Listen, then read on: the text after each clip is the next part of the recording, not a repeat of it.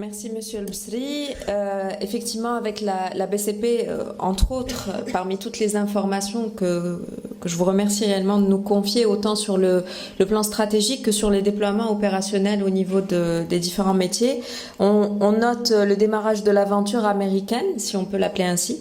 Et effectivement, votre politique très particulière d'acquisition qui consiste à transformer les choses en douceur, l'évolution progressive, notamment à travers l'exemple que vous nous avez donné de la Banque Atlantique et de l'évolution de sa communication.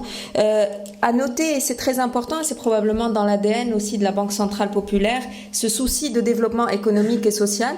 Bien sûr, je vous poserai la question tout à l'heure, pourquoi votre banque a été élue, ainsi que l'organisme de microfinance Tawfiq a été élu le meilleur de l'Afrique en 2015. Donc vraiment ce souci d'inclusion financière. Vous avez parlé, mais on va creuser ces pratiques de bonne gouvernance sur le plan opérationnel, sur le plan des SI, parce que effectivement, ça nous paraît très risqué. Personnellement, ça me paraît très risqué, même si je suis loin du milieu financier, de garder les mêmes équipes et de continuer à superviser. Probablement, il y a des choses que vous faites et que vous allez nous éclairer pour faire ce suivi et cette supervision finalement de votre développement à l'international. Et puis enfin, c'est vrai que c'est surprenant de vous entendre vous développer dans des projets de développement dans l'Afrique anglophone quand on connaît les géants qui sont sur place et comment finalement vous allez vous prendre, parce que c'est culturellement très différent par rapport à la culture francophone des pays de l'Afrique de l'Ouest et l'Afrique subsaharienne. Donc, merci pour votre intervention, Monsieur El-Bsri. Nous allons, je pense, commencer avec les questions de la salle. Nous allons prendre des groupes de, 3-4 questions. Puis nos intervenants vont y répondre. S'il vous plaît, présentez-vous en bref à chaque fois. Et puis, posez-nous votre question. Les micros vont circuler dans quelques instants. Les micros ici et là. Nous avons déjà plusieurs mains qui se lèvent. C'est encourageant. Alors, qui peut passer le micro? Il y en a quelqu'un?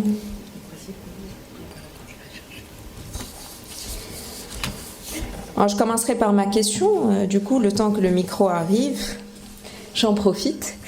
Alors, cette question de la contribution de l'expansion africaine aux résultats nets et aux produits nets bancaires. On voit des chiffres extrêmement différents entre la BCP et Tijari, entre 20 et 28%.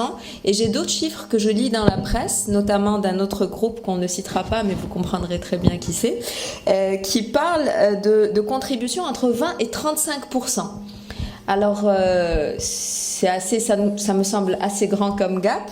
Mais finalement, est-ce que les 35% ne traduisent pas leur ambition d'ici 2020 à ce que le PNB africain représente leur PNB global? Voilà, je vous écoute sur cette question.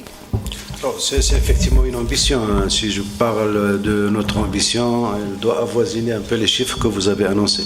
Mais il est certain qu'aujourd'hui, il y a une différence entre la contribution de l'ensemble des banques au PNB des banques marocaines, liée essentiellement au volume des transactions effectuées sur les pays africains et également sur l'ancienneté. Donc nos amis Tijari et BMCE nous ont précédés. Nous sommes intervenus sur le marché en 2012. Rapidement, nous avons atteint les 18% et nous projetons à l'horizon 2020 une contribution qui serait dans les environs de 30%. Je pense que vous posez aussi une autre question, qui est: est-ce qu'il faut se donner un objectif sur ces contributions? Et là, moi, je pense que ça dépend de la stratégie des conseils d'administration. Comment veulent-ils positionner leurs actifs?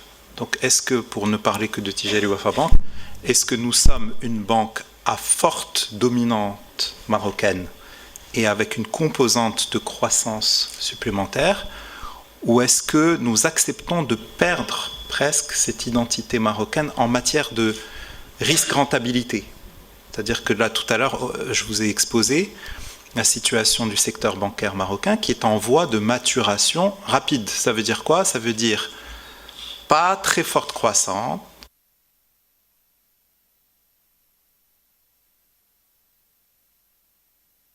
micro, je crois. Marge de plus en plus attaquée, mais aussi coût du risque plutôt faible. Et avec une histoire d'intégration à l'Europe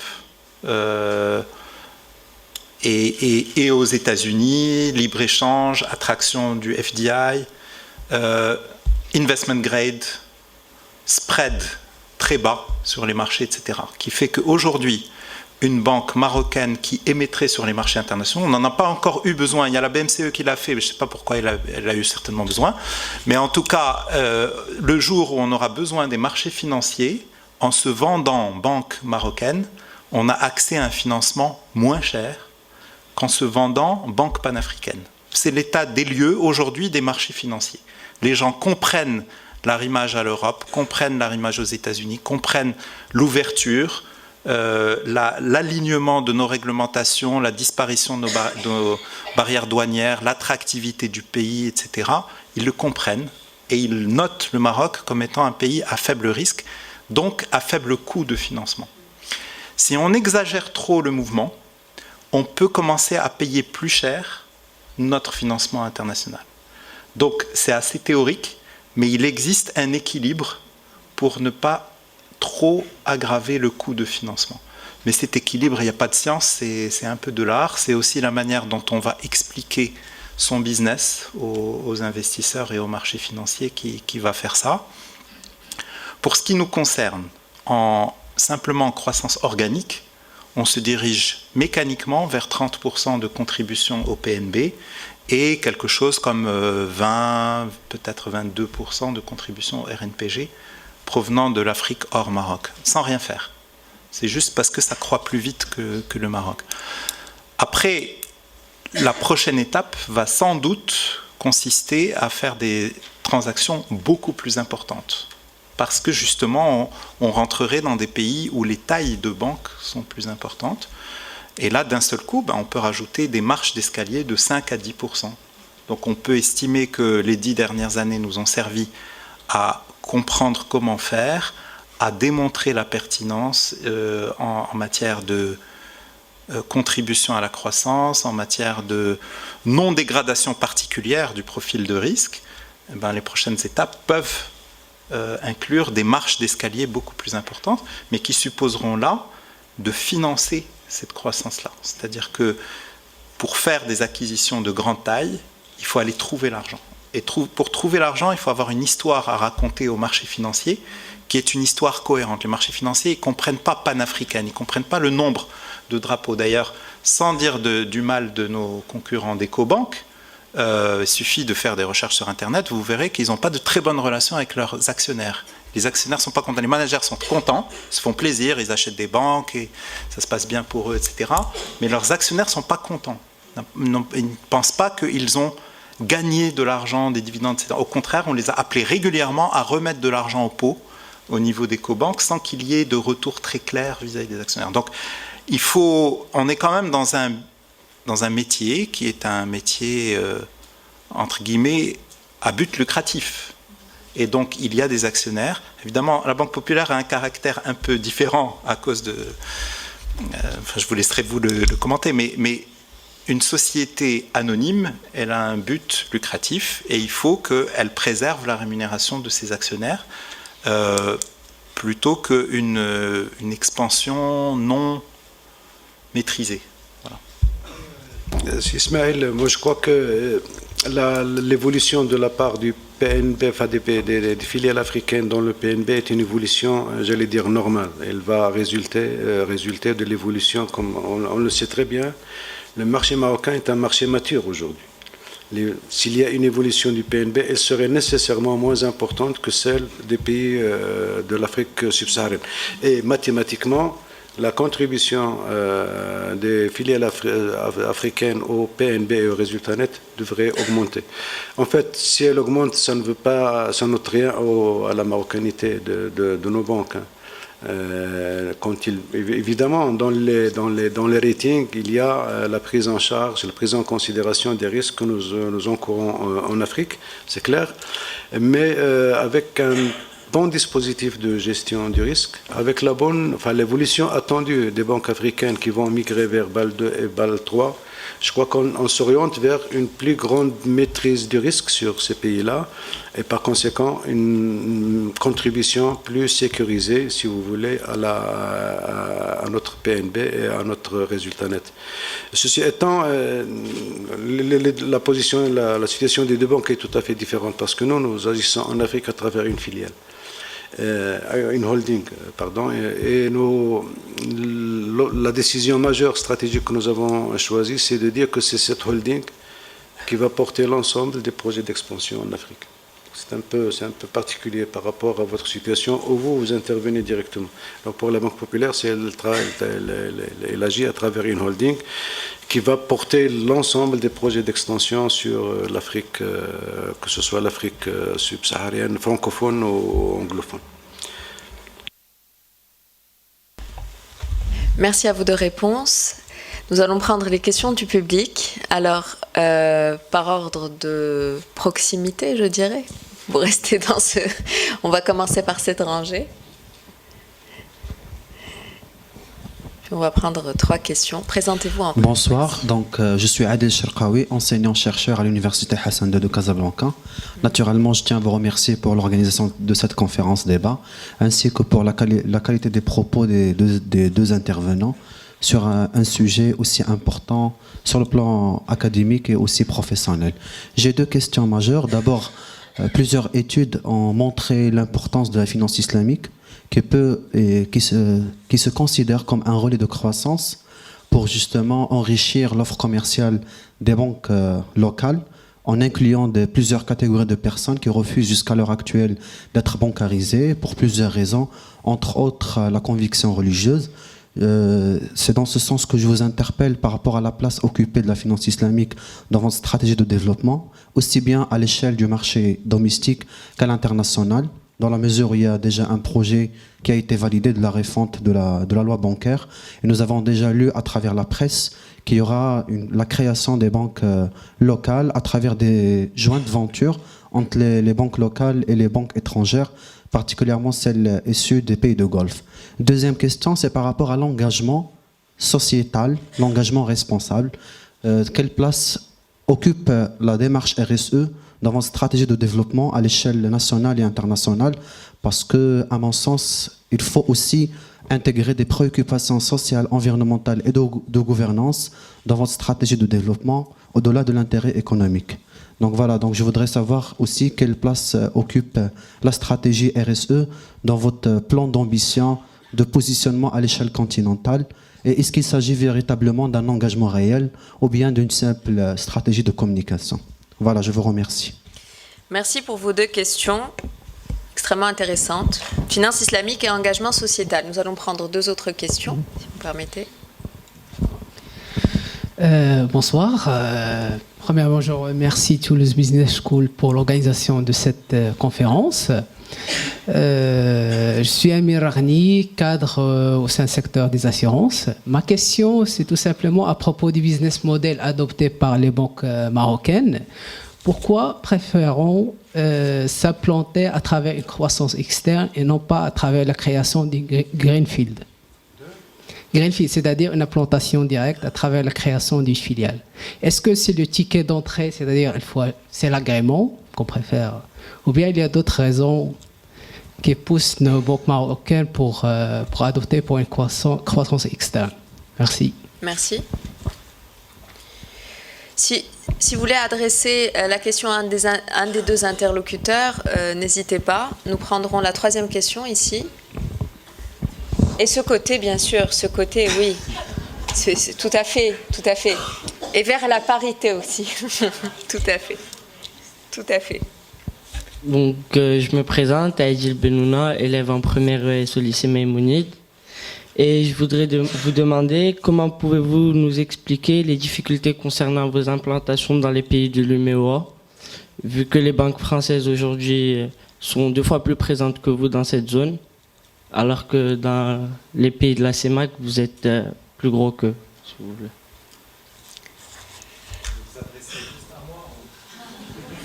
Pardon? Aux 2. Donc très intéressante aussi, les questions sur les difficultés et questions de madame. Elle m'a dit qu'elle est journaliste, Donc j'ai senti une menace. Ou pas. Mais bien sûr. Alors bonsoir, Donia Sban, donc journaliste aujourd'hui le Maroc. En fait, je voulais revenir juste au choix d'implantation par rapport aux critères. Justement, M. Smaïl Douélé a souligné justement le caractère donc à but lucratif. Mais justement, est-ce qu'il n'y aurait pas des fois des enjeux politiques ou des demandes gouvernementales de la part des pays voisins dans le cas, par exemple, justement d'une crise pour stabiliser la politique monétaire d'un pays? Justement, quels sont exactement les choix et quels sont justement les enjeux? Est-ce que vous avez des critères précis juste liés à la rentabilité, à la gestion des risques, ou justement il y a une politique globale justement de la coopération sud-sud dans le cadre du Maroc? Merci. Merci beaucoup. Donc, vous choisissez de vous répartir les questions selon vos affinités. Qui souhaiterait répondre au premier point sur la finance islamique et l'engagement sociétal des banques marocaines? Bon. Il faut savoir que cette question de cette problématique de la banque islamique est une question qui a pendant très très longtemps préoccupé à la fois les autorités monétaires mais également les opérateurs.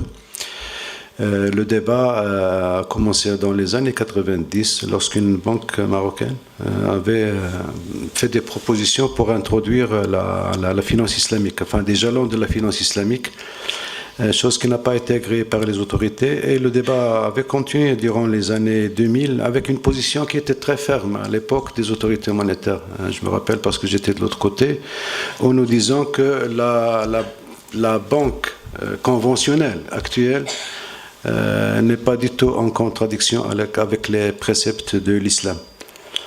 Et donc, il n'y avait aucune raison d'envisager une autre manière de faire la banque, d'autant plus que la banque, par définition, est une organisation qui accorde des crédits avec rémunération.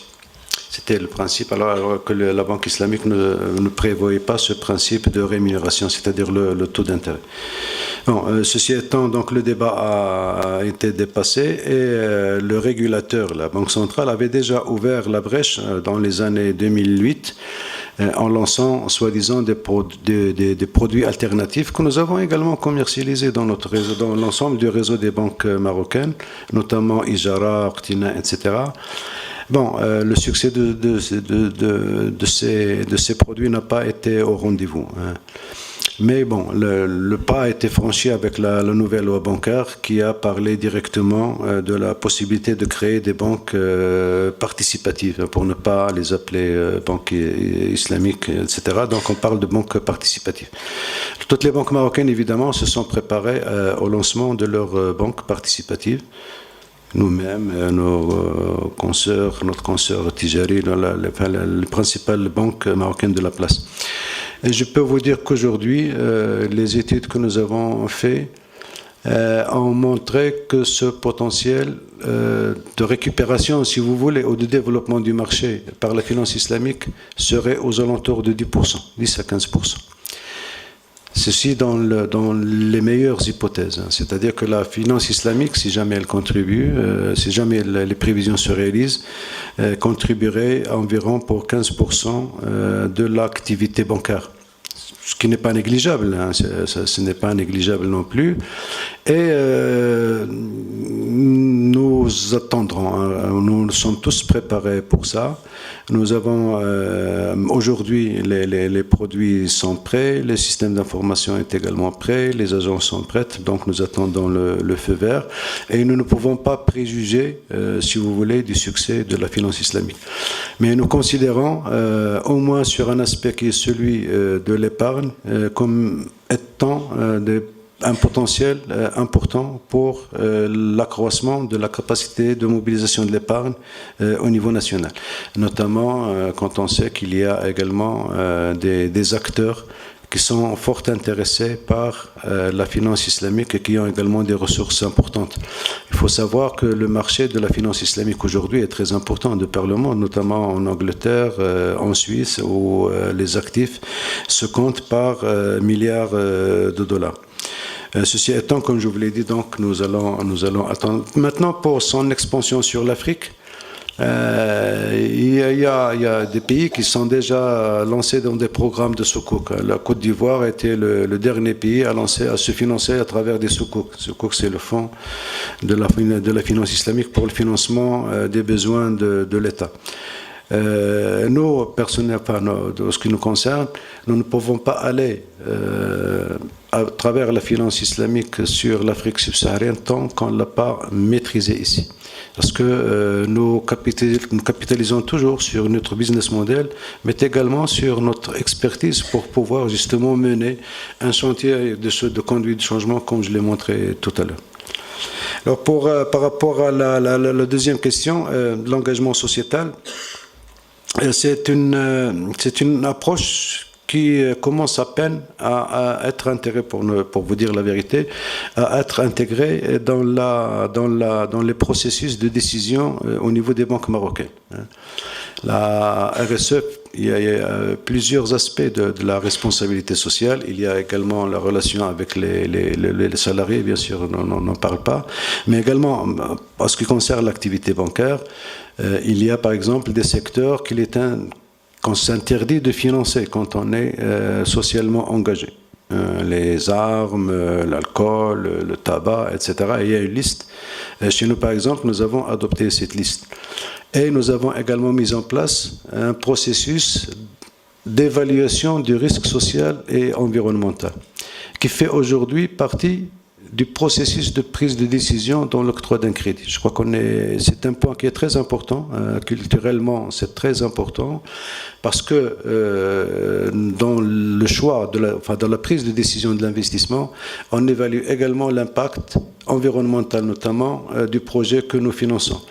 Et s'il y a des corrections à apporter, nous demandons également aux clients, pas sous forme d'obligation, mais beaucoup plus sous forme didactique, pour que lui aussi puisse évoluer vers le respect des normes environnementales, sachant que ce problème ne se pose pas pour le corporate, parce que le corporate répond déjà obligatoirement à des normes qui sont en place.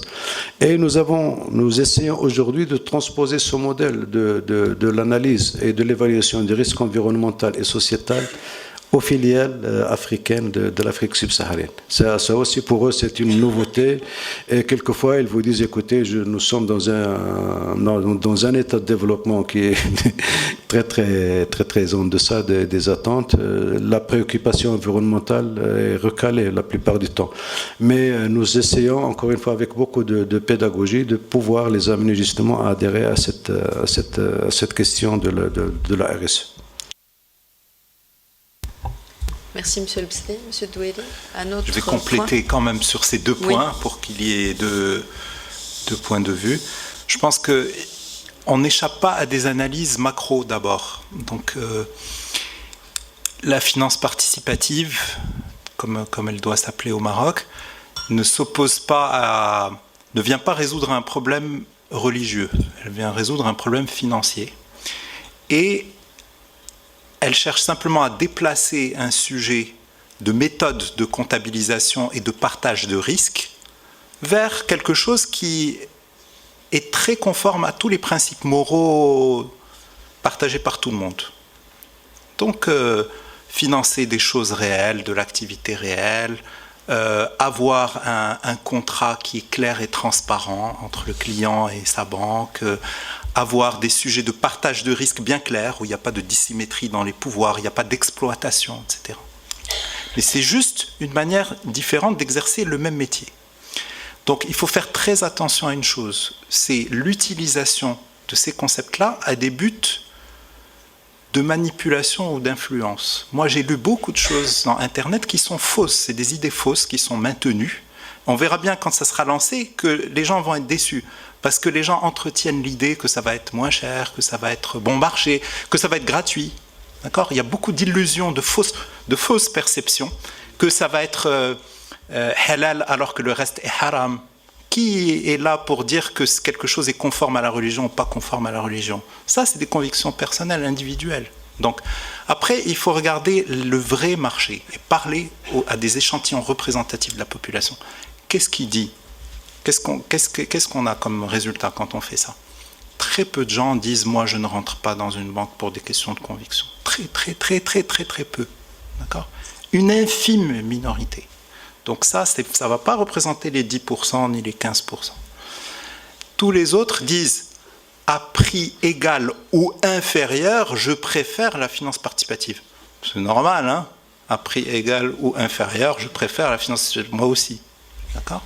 Donc, la vraie question, c'est est-ce que les banques participatives vont réussir à fournir un service moins cher que les banques conventionnelles ? Le même service, même qualité de service, même diversité des services à un coût inférieur.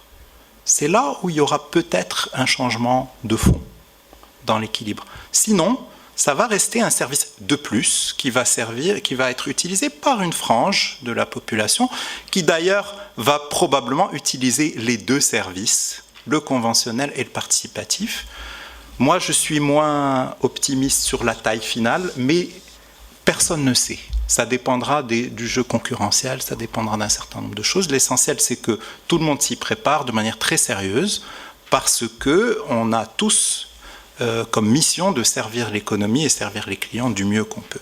Ça me permet d'avancer sur la partie RSE, où là, je dirais, on a fait toujours de la RSE sans le savoir. C'est-à-dire que, par exemple, sur le sujet des salariés, je pense le secteur bancaire en général, mais nous en particulier, on a énormément de services aux salariés que la loi ne nous oblige pas de faire, qui s'est développé au cours du temps pour apporter des réponses à des vrais problèmes vécus par nos collaborateurs. Donc, des maladies graves sont prises en charge, des enfants sont pris en charge, des centres de sport, de loisirs, etc. Mais on ne communique pas dessus. Ce n'est pas quelque chose qu'on va mettre en avant pour dire « regardez ce qu'on fait pour nos collaborateurs ». Donc il y a énormément de services qui sont offerts aux collaborateurs.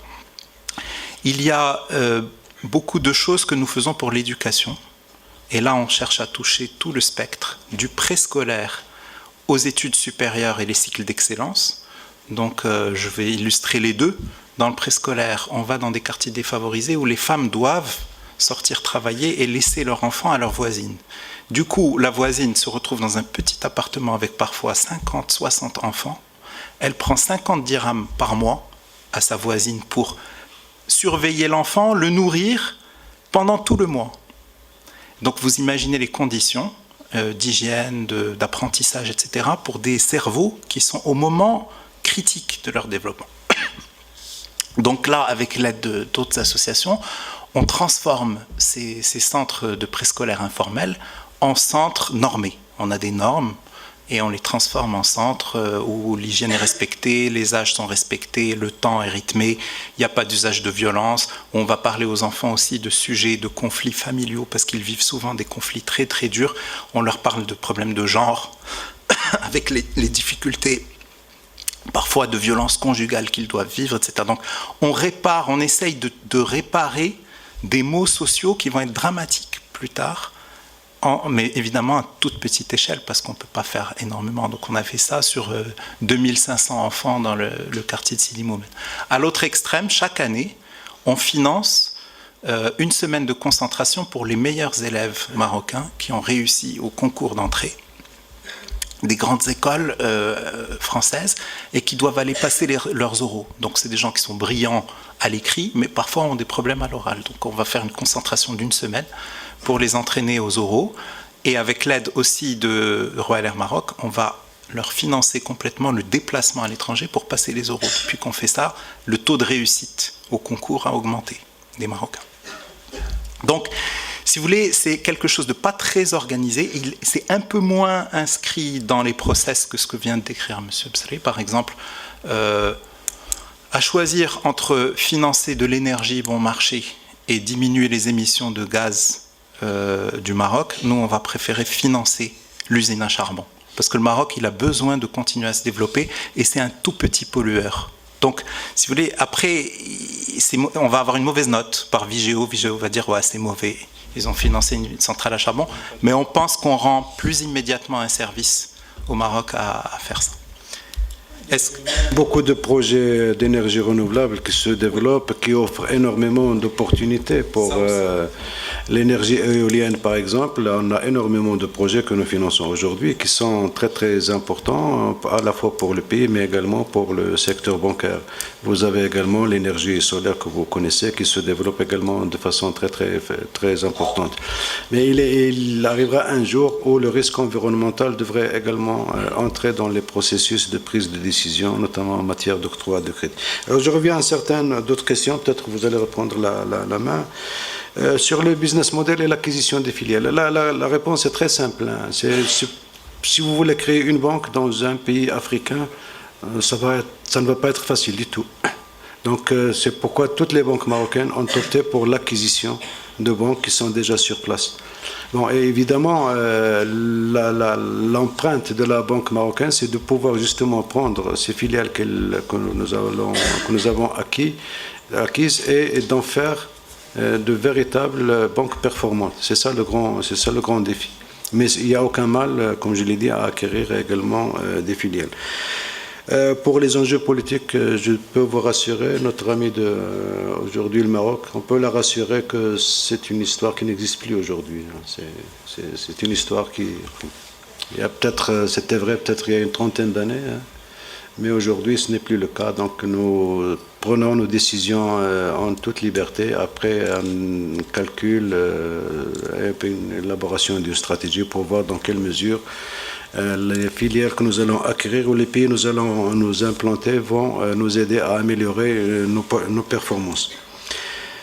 Pour les banques françaises, bon, c'est une histoire qui est quand même assez longue, pour expliquer un peu, entre guillemets, le déclin des banques françaises dans les pays de l'UEMOA. C'est effectivement un déclin qui est d'abord voulu par les autorités monétaires de ces pays-là, notamment la Banque de France ou même la réglementation de la BCE, où les pays de l'UEMOA, par exemple, sont classés comme des pays très très risqués. Et donc, tout engagement que vous prenez sur un pays comme ceux du pays de l'UEMOA, vous devez le provisionner immédiatement. Ce qui fait que les banques françaises ont essayé elles-mêmes de diminuer le volume de leurs engagements sur ces pays-là. Il y a également d'autres éléments culturels qui, à mon avis, sont importants, qui font qu'aujourd'hui, les banques marocaines sont beaucoup plus acceptées que les banques françaises. Voilà, je crois qu'on a puisé toutes les questions qui sont là, sauf si tu veux ajouter quelque chose. Sur croissance en greenfield, on a fait plusieurs greenfield, parce qu'en fait, à chaque fois que c'est un pays prioritaire et il n'y a pas d'acquisition possible, on va faire un greenfield. Donc on a fait un greenfield au Sénégal, mais ensuite suivi par une autre acquisition, une fusion, une autre acquisition, une fusion et une autre acquisition. Donc aujourd'hui, on a 2 licences bancaires au Sénégal. Et d'ailleurs, on est leader. Ce n'est pas la Société Générale qui est leader, quelqu'un a dit. On est leader au Sénégal. On a 2 agréments bancaires. Ah, si vous comptez le nombre de pays, non, c'est faux. On est présent dans tous les pays de l'UEMOA et je vais vous expliquer comment. Donc, au Sénégal, déjà, on est devant la Société Générale en part de marché. Donc, nos parts de marché sur la somme des 2 banques est de 22%. Je n'ai pas en tête celui de la Société Générale, mais il est de l'ordre de 18 peut-être. Et je crois même que la CBAO seule est déjà plus grande que la SGBS. Bon. Ensuite, sur le nombre de pays dans la zone UEMOA, qu'est-ce qu'on a fait? On est entré dans un certain nombre de pays, et après on a vu que dans la réglementation de la zone, on avait la possibilité d'ouvrir des succursales en mettant des dotations au capital qui sont inférieures au capital minimum. Donc on a fait des entrées en greenfield par succursale. Donc on est entré au Burkina, au Niger et depuis le début de cette année au Bénin par des agréments qui sont des succursales de CBAO. Donc CBAO, notre plus grande filiale au Sénégal, elle a des succursales dans ces 3 pays. Donc nous sommes concrètement présents, nous servons des clients dans ces 3 pays-là. Nous sommes aussi nous sommes présents au Togo, donc par une acquisition d'il y a 1 an. Côte d'Ivoire. Donc le seul pays où on n'est pas de la zone UEMOA, c'est la Guinée-Bissau, où nous avons jusqu'à maintenant une société de transfert, simplement qui est filiale de CBAO, mais qui est plutôt en cours de, je dirais, de cessation d'activité pour des questions simplement de risque rentabilité pour nous. Donc le seul pays de la zone UEMOA dans lequel on n'est pas présent, c'est la Guinée-Bissau. Et à ma connaissance, il n'y a pas de banque française en Guinée-Bissau. Donc ça, c'est juste par rapport à ce point-là sur les banques françaises. D'ailleurs, on a repris, comme vous le savez peut-être, les actifs du Crédit Agricole français dans de nombreux pays. Et enfin, sur le sujet considération politique, on en a tenu compte dans la métrique initiale. Mais comment ? En disant, il faut qu'on ait une espèce d'assurance vie. C'est-à-dire que s'il y a un sujet d'expropriation, ce qu'on appelle le fait du prince, il faut qu'on ait un recours. Donc c'est important qu'on soit dans des pays où la représentation diplomatique est forte, où les relations diplomatiques sont bonnes, développées, qu'on puisse avoir des canaux d'interaction avec les décideurs qui soient des canaux rodés, solides, etc. Mais c'est tout. C'est plus dans un sujet de perception du risque pays que dans un sujet de pression quelconque. Il n'y a aucune pression, aucune interférence. Voilà. Une fois qu'on est présent, par contre, on est quand même obligé d'avoir de très bonnes relations avec les gouvernements, qui sont souvent le plus grand investisseur, le plus grand employeur, celui qui va générer, qui va être la force de développement du pays. Et donc, mais ce n'est pas de la politique, ça fait partie du métier de banquier.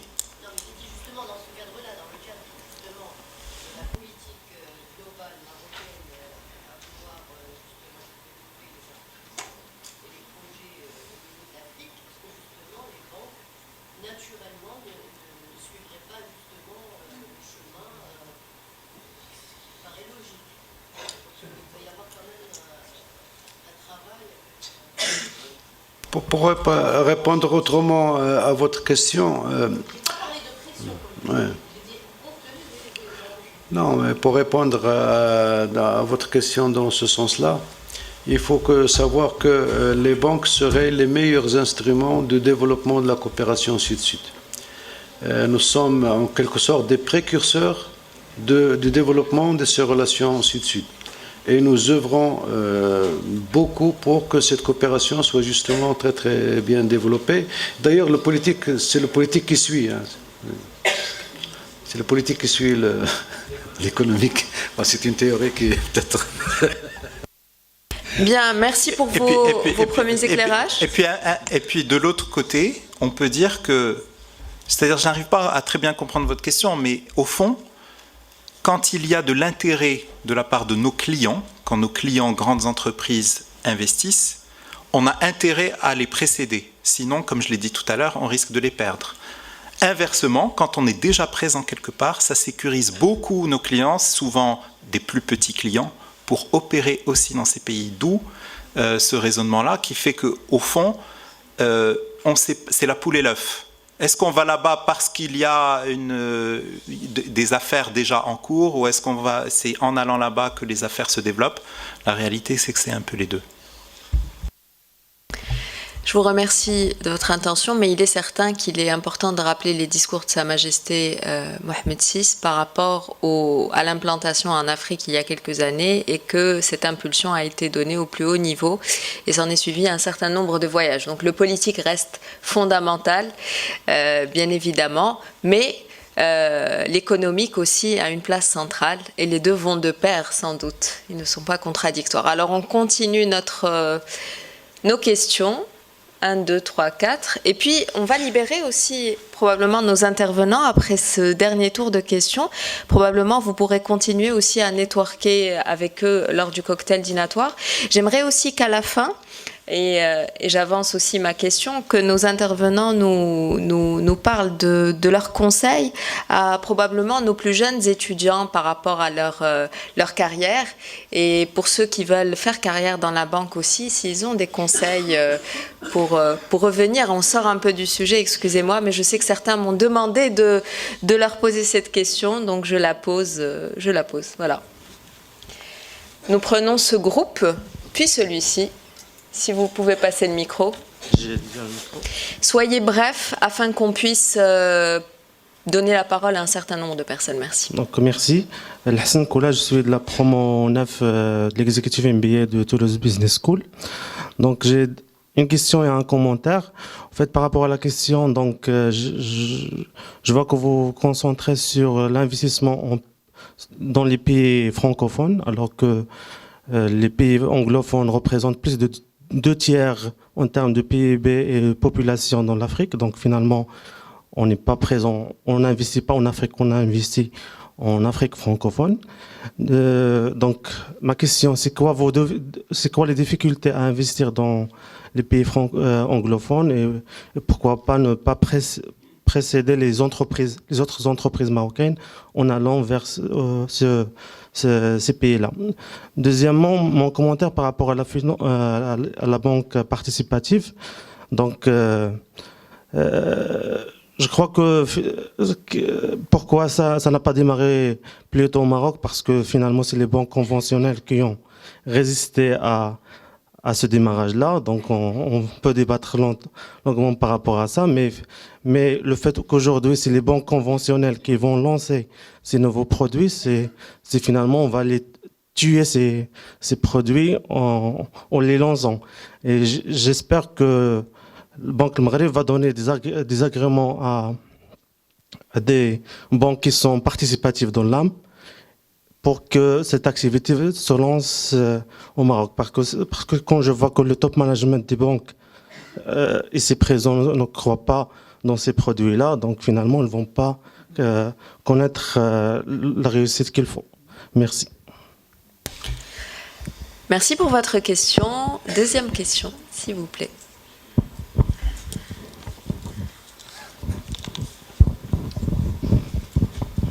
Rebonsoir, donc Kader Bachir. Je suis le programme manager donc, de l'exécutif MBA de Toulouse Business School. Ma question, vous êtes représentative d'une industrie, d'un métier marocanisé. Et je voudrais vous partager avec vous quelque chose que l'on se dit assez souvent à Toulouse Business School. Gagner, c'est profiter de la fainéantise des autres. Je voudrais savoir quelles sont les fainéantises auxquelles vous êtes confrontés dans cette internationalisation. Je vous remercie. Troisième, quatrième et dernière question.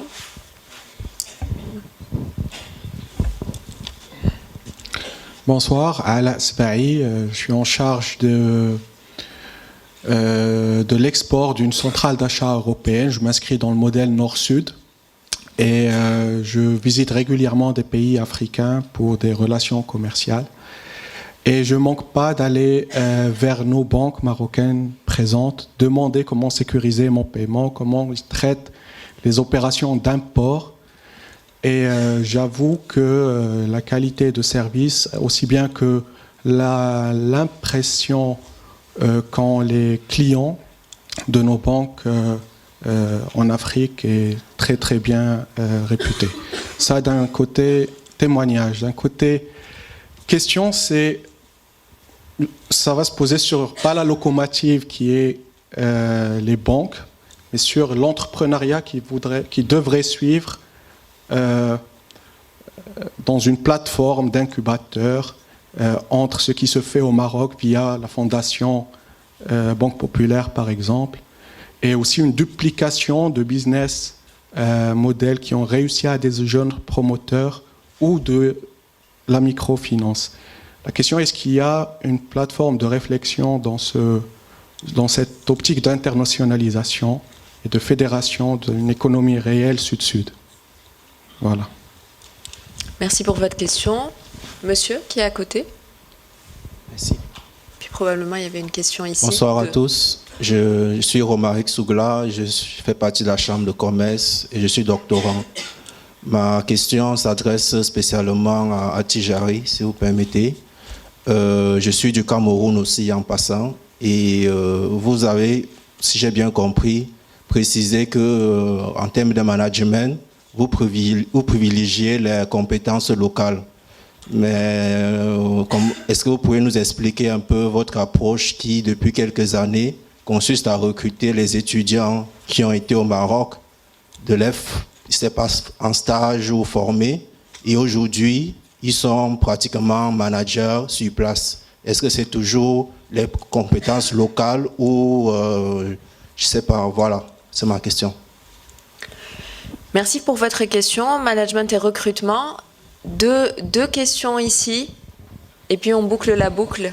Je sais, vous allez continuer à parler à nos intervenants lors du cocktail dînatoire. Comme ça n'alourdit pas la longueur de cette conférence. Je vous remercie de votre compréhension. Donc, les 2 dernières questions, ici.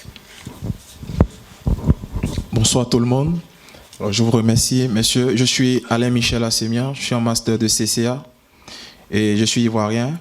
Je vais aller un peu dans le sens de mon cher ami tout à l'heure, et en ce qui concerne les recrutements ici au Maroc. Parce qu'il serait très intéressant, et c'est ce qu'Attijari Wafa Bank fait présentement, qu'en étant étudiant ici, on puisse retourner chez nous en ayant profité d'une certaine expertise ici. Et si demain, nous devons intégrer en même temps ces banques dans nos différents pays, puissions aussi inculquer la culture marocaine et de l'entreprise ici dans nos différents pays. Alors, comment se font ces recrutements? Est-ce que c'est chaque année? Il y a des critères qu'il faut remplir, et comment ça se passe? C'est intéressant pour nous aujourd'hui de le savoir et puis intégrer directement ces banques si c'est possible ici. Alors, voilà ma question. Merci. Merci de votre question. Juste derrière, s'il vous plaît. Bonsoir, Mohamed Benamar. En fait, je suis consultant en gestion des risques. Et j'ai plus une expérience en fait en Europe qu'en Afrique, mais de tous nos échanges en fait depuis tout à l'heure, ce qu'on on a entendu, on parle en fait d'un système d'information pour tout ce qui est la gestion opérationnelle en fait des banques et tout ce qui s'ensuit, mais il y a la partie consolidation des risques. Aujourd'hui, ce qu'on a vécu en Europe avec les crises, et j'en passe en fait, toutes les crises qu'on a rencontrées, est-ce qu'on n'est pas à l'abri aujourd'hui, par cette expansion en Afrique et par cette réglementation que vous avez expliquée depuis tout à l'heure, qui est complètement défragmentée, entre le Maroc, les 2 régions et ainsi de suite, est-ce qu'on n'est pas à l'abri d'une crise in fine? On parle de 2020 en fait d'une participation en fait à hauteur de 30-35% ou j'en sais-je, mais quel est en fait cet impact-là par rapport au coût du risque et cette gestion en fait ou cette consolidation du risque? Parce que tout à l'heure vous parliez, Monsieur Duvernay, en fait de l'utilisation d'un système d'information et c'est très intelligent. Et c'est ce qu'on a vu sur des banques internationales, sur leur déploiement, c'est de choisir un système d'information et de le maintenir par la suite. Mais il y a un volet risque qu'on a connu en Europe qui pèse encore une fois avec toutes les réglementations successives. En fait, BAL 2 ou BAL 3, ou on peut les appeler en fait comme on veut, mais la réglementation, elle s'est faite d'un système un peu bootstrap, en essayant à chaque fois de s'adapter. Moi, j'ai connu, je veux dire, quand on a mis BAL 2, on a dit, en fait, on est sûr et certain que derrière, c'est la Royce, en fait, on va tout maîtriser. Et puis derrière, au fur et à mesure, on a vu des crises, on en a vécu, et je ne vous cacherai pas qu'on en verra, en fait, d'autres, quoi. Donc, aujourd'hui, en Afrique, avec cette réglementation-là, comment vous pensez ou comment vous voyez, en fait, cette gestion des risques? Alors, nous avons 6 grandes questions. Qui souhaite commencer? La parole est à moi. Alors, la banque participative, cette résistance, on va commencer par la question la plus difficile. Au contraire, c'est la plus facile. C'est la plus facile. Et je vais la prendre en premier. Parce que je pense que ça veut dire que je me suis mal exprimé. J'ai dit on met tous les moyens pour servir ses clients. Au contraire, on met vraiment le maximum.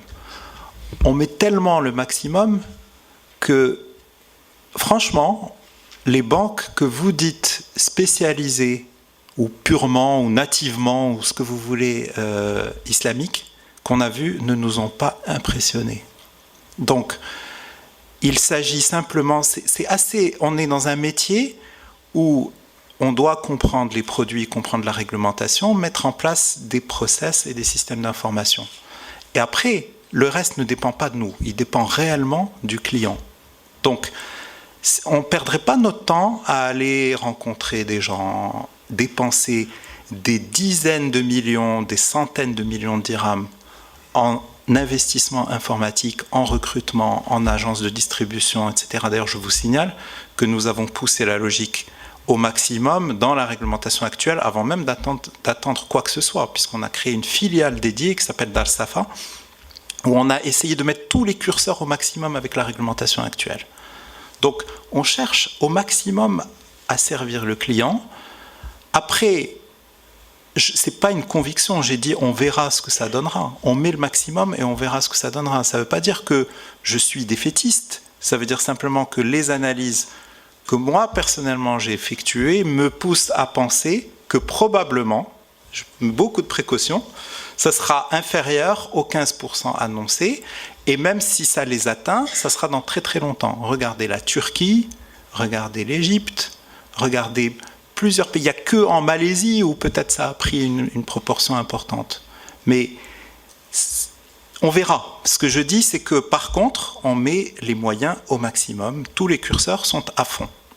Donc il n'y a pas du tout de sujet de volonté d'étouffer.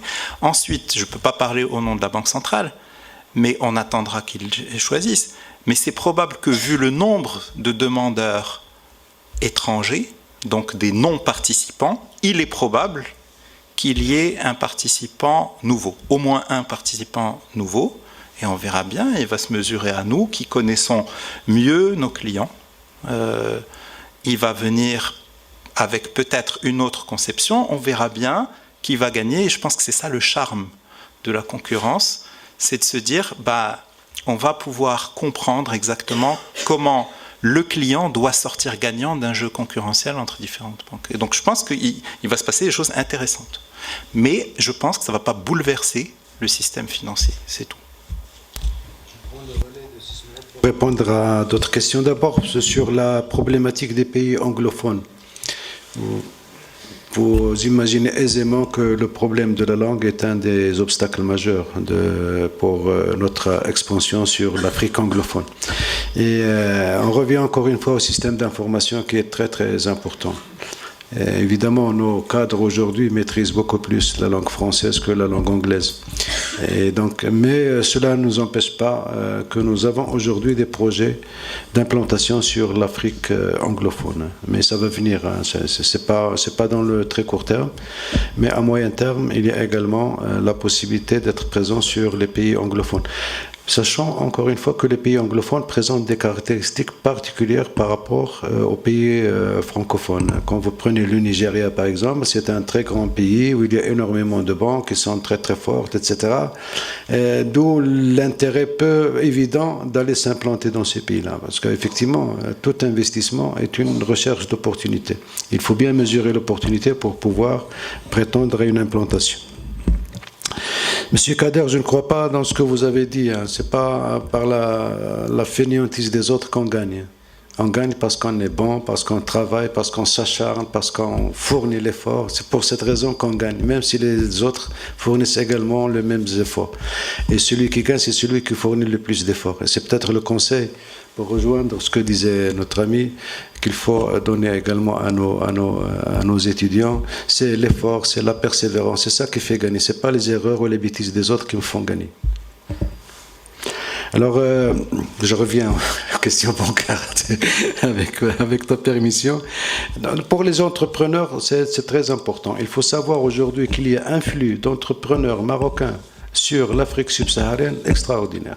Et ce sont nos clients que nous accompagnons dans tous les secteurs d'activité, depuis les cimenteries jusqu'aux projets immobiliers, en passant par énormément de projets. Et c'est un élément qui est très important pour revenir à la question de notre journaliste d'ALM, qui fait que l'entrepreneur marocain aujourd'hui est très très à l'aise quand il va dans ces pays-là, parce qu'il trouve une banque marocaine, il trouve également des interlocuteurs marocains qui le comprennent, qui l'ont déjà compris parce qu'il a déjà été client ici, et ça aide justement à l'expansion de l'entreprise marocaine. Et je crois que c'est encore une fois l'une des meilleures expressions du développement de la coopération sud-sud que nous envisageons à travers cette implantation dans les pays africains. La microfinance, je réponds également à la question de la microfinance. Nous avons cette particularité d'avoir développé la microfinance au Maroc depuis la fin des années 90. Et nous avons une fondation qui est spécialisée dans la microfinance au Maroc, qui est l'une des meilleures d'ailleurs en termes de rating, qui a elle-même participé à la création de notre fondation qui est dédiée à la microfinance dans les pays de l'UEMOA. C'est ce qu'on appelle AMIFA. AMIFA, c'est At-Tawfiq Microfinance for Africa. Et donc, nous avons commencé par ouvrir la première société de microfinance en Côte d'Ivoire, au Sénégal, et nous avons des projets pour que nous puissions être implantés dans les 7 pays de l'UEMOA.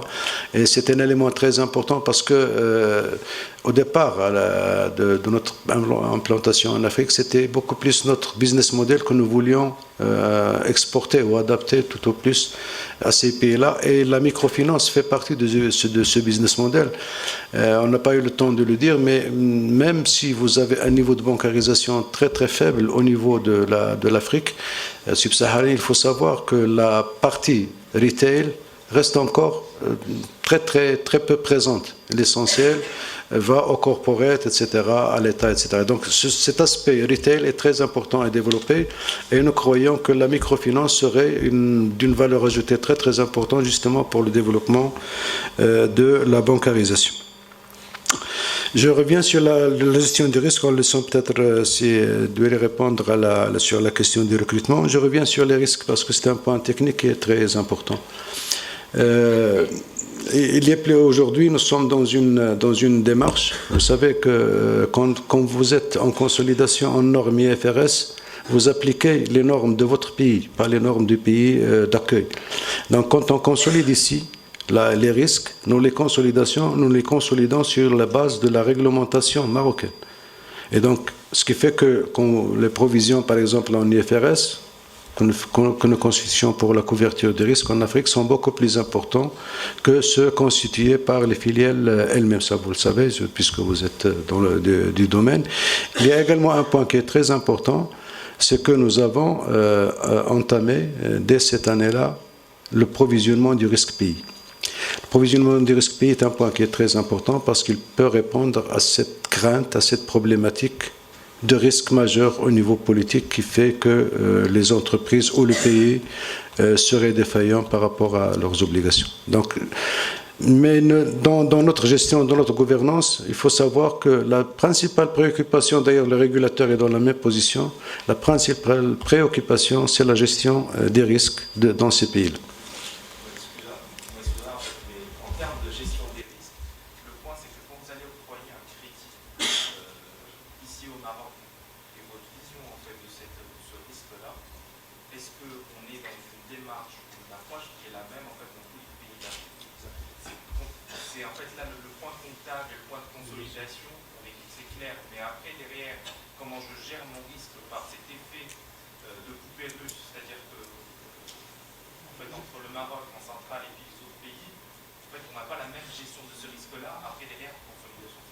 Je vais vous dire une chose qui est vraie. Nous avons tenu notre premier conseil d'administration en 2012 et la première circulaire qui a été adoptée par ce conseil d'administration, c'est la procédure relative au traitement des demandes de crédit qui a été pratiquement collée à celle que nous faisons aujourd'hui, sachant par ailleurs qu'il y a un système de délégation du pouvoir et que les engagements les plus importants remontent ici à Casablanca. Donc en fait, si je peux reformuler la question, parce qu'elle aussi, elle m'a été posée, est-ce qu'il n'y a pas de risque de contagion pour notre pays, c'est-à-dire à terme? Non. Aucun. Le risque de contagion, vous savez, on arrive à un moment où nous disons, supposons, dans la pire des hypothèses, c'est la perte de nos fonds propres que nous avons mis dans ces filiales-là. Et il faut maintenant, mais c'est une hypothèse qui ne peut pas se produire. Parce qu'il est très difficile d'envisager que tous les pays où nous sommes implantés vont faire faillite. C'est un scénario catastrophique. On peut l'envisager dans un stress test. Comme on l'a fait avec le FSAP. Dans le cadre de l'FSAP, nous avons procédé à des stress tests sur la base d'hypothèses apocalyptiques au Maroc. La faillite des 3 plus grandes entreprises du pays, la chute de la bourse de 50%, et ainsi de suite. On a imaginé toutes les hypothèses possibles dans des scénarios apocalyptiques pour voir dans quelle mesure les banques marocaines peuvent être résilientes malgré ces occurrences. Et je crois que, pour ma part, je ne suis pas dans la perspective de dire que le risque que nous encourons sur ces pays de l'Afrique subsaharienne impacte la solvabilité ou la résilience des banques au Maroc. Ça, j'en suis. Alors, sur le point pays anglophone, nous, dans notre métrique, on n'avait pas inclus la langue comme un critère. On avait par contre proximité culturelle, parce que justement, il faut pouvoir conduire des projets. Et du coup, évidemment, ça sort en priorité moindre. En revanche, aujourd'hui, même si on voulait continuer à nous étendre dans des pays francophones, il en reste presque plus. Même si donc concrètement, les prochaines acquisitions se feront dans des pays qui ne parleront pas, qui n'auront pas le français nécessairement comme langue principale. Et ce n'est pas pour nous un problème particulier. C'est-à-dire que à partir du moment où de toute façon, et ça répond un peu à la question RH, on ne cherche pas à envoyer une armée d'expatriés. À partir du moment où on veut être très local là où on est, et où on veut simplement apporter de la valeur ajoutée par des transformations ciblées, qui sont souvent identifiées à l'avance, au moment où on va faire notre due diligence, comprendre, etc. On va dire, ok, ça c'est la cible dans son fonctionnement réel, sans nous, indépendants. Mais nous, si on arrive, on a un certain nombre de synergies qu'on va pouvoir capturer. Et ces synergies-là, pour les déployer, il faut faire des projets et envoyer du monde. Donc, il s'agit de 3-4 personnes. Ces personnes-là, il y a toujours dedans le responsable, le DG chez nous. D'accord ? Très souvent, il y a le responsable de l'audit et très souvent, il y a le responsable des risques. Et dans tous les cas, il y a une refonte complète de la gouvernance des risques. Donc ça répond en même temps à votre question, où il y a une cascade de délégations avec certaines choses qui vont remonter au conseil d'administration de la filiale, lequel conseil d'administration comprend les dirigeants du groupe qui eux-mêmes sont en commission ou en comité des grands risques, qui va examiner de manière technique et confier aux experts je dirais des risques au niveau du siège Casablanca l'instruction de ces décisions-là, mais aussi, ce que j'ai compris de votre question, la surveillance des risques. Donc, il est très important, le risque, c'est une chose, l'instruction, mais c'est encore plus important la surveillance et leur évolution qui est évidemment dynamique. Et donc, on a en permanence des équipes qui, chaque mois, réexamine le portefeuille de toutes les filiales, le retriture dans tous les sens, les expositions sectorielles, la dépendance de telle et telle chose, etc. Et puis à chaque fois qu'il y a des nouveaux thèmes de risques qui sont détectés, ça impacte la politique des risques. Donc je ne sais pas si ça, parce que je n'ai pas très bien compris, est-ce que votre question, c'est une question de gouvernance ou une question de pilotage détection ou une question de système d'information? En tout cas, l'autre chose que je pourrais apporter, c'est que nous, dans notre stratégie, on est d'abord banque de détail et on va créer souvent de la valeur par justement en nous intéressant à la fainéantise de certains acteurs, à savoir aux marchés qu'ils ont négligés. Et les marchés qu'ils ont négligés, c'est très souvent des marchés assez répartis, assez diversifiés. Donc ça va être la PME, ça va être le retail. Et du coup, il y a très peu de risques systémiques qui sont générés. On va plutôt aller pousser les frontières vers des marchés qui sont par définition plus risqués, mais plus rentables, mais en même temps qui sont assez diffus, où on n'a pas de thème central qui va être en cascade, qui va infecter tous les bilans. En plus de ça, la grande différence avec les marchés développés qui ont eu toutes sortes de problèmes, c'est que nos métiers restent très simples, y compris au Maroc. C'est du crédit et des dépôts, très peu de titrisation, très peu de produits de transfert de risques. Donc les risques sont portés sur notre bilan et ils sont matérialisés par des crédits Et donc, on arrive à mesurer, à savoir où est le risque de manière relativement simple. On n'est pas dans le flou des subprimes avec le même crédit tranché 20 000 fois, vendu 36 000 fois, revendu, remis dans des OPCVM, etc., qui a fait cette contagion et cette infection. On est dans des bilans qui sont financés eux-mêmes, essentiellement par des dépôts retail, avec une activité dans l'économie réelle et avec des compartiments assez segmentés d'un pays à l'autre. Très peu de multinationales qui sont dans tous les bilans en même temps. Voilà. Donc, si vous voulez, je ne sais pas si j'ai répondu un peu à toutes les questions. La partie recrutement. Là, on a des programmes, effectivement, de recrutement de personnes originaires de nos pays d'implantation qui se trouvent étudiants au Maroc. Pourquoi? Parce qu'on se dit, ils connaissent déjà notre culture, ils sont proches de nous, on peut les recruter chez nous. Ils vont passer 1 an, 2 ans chez nous, dans des départements importants. On va faire attention à leur faire voir le maximum de gens pour qu'ils développent un réseau à l'intérieur de Tijari Wafa Bank, et ensuite ils vont repartir dans leur pays d'origine pour occuper des postes de cadres. Mais en même temps, ce sera des cadres à fort potentiel parce qu'ils sauront bouger et manier les leviers du groupe. Donc on a eu plusieurs promotions, je ne saurais pas vous dire 3 promotions je crois maintenant. On ne l'a pas fait chaque année, mais on va le faire chaque année. C'est-à-dire qu'il y a eu des années où on a fait des pauses parce qu'on n'était pas nécessairement structuré pour absorber autant de monde. Ce n'est pas des promotions très grandes, c'est de l'ordre de 50 personnes, je dirais. Mais ça fonctionne très bien, on en est très très content. On commence à avoir des cadres dirigeants issus des pays d'implantation. On a même un DG aujourd'hui, bon il n'est pas passé par Yélène, il est plus âgé. On a un DG en Côte d'Ivoire qui est ivoirien. Donc petit à petit, le groupe lui-même va changer un peu de configuration, puisque ces gens-là vont faire carrière dans le groupe. On a des gens qui sont passés d'un pays à l'autre, on a des Camerounais au Sénégal, on a un Togolais qui a fait toute sa carrière chez nous au Maroc d'abord.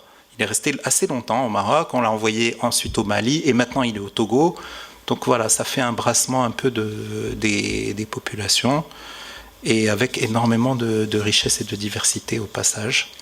Maintenant pour postuler, je pense que ça s'appelle le programme Yélène. Donc je ne sais pas si c'est dans notre site de recrutement en tant que tel, mais si vous envoyez au département ressources humaines un courrier de motivation en disant je veux faire partie de la prochaine promotion Yélène, vous serez convoqué pour le recrutement. Donc c'est désormais une tradition annuelle.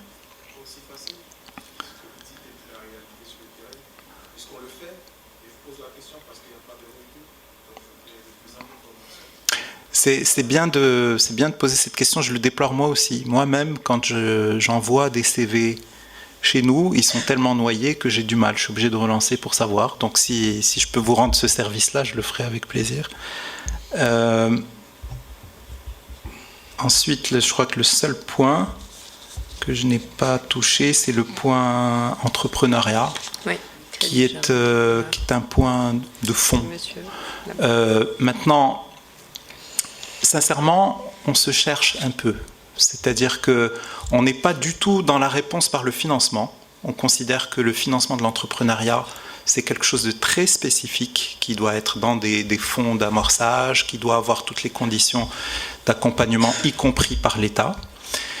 Par contre, on est de plus en plus impliqué avec l'écosystème qui existe, en tout cas au Maroc, où il y a vraiment un tissu associatif assez dynamique, plutôt autour du mentoring, plutôt autour des formations en classe, y compris avec INGES, des choses comme ça. Mais je dirais le dispositif complet autour de l'entrepreneuriat n'est pas encore totalement là. Ce que vous avez cité comme idée sur l'incubation est très très bonne, surtout qu'il va y avoir beaucoup d'innovation dans le secteur financier, les fintech, il y en a déjà aujourd'hui.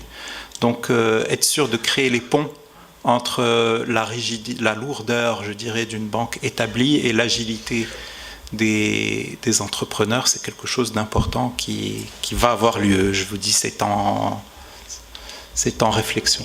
Voilà. remercie infiniment nos intervenants d'avoir pris le temps d'accepter notre invitation, de nous honorer par leur présence et de nous faire profiter de leur expertise à travers un partage généreux.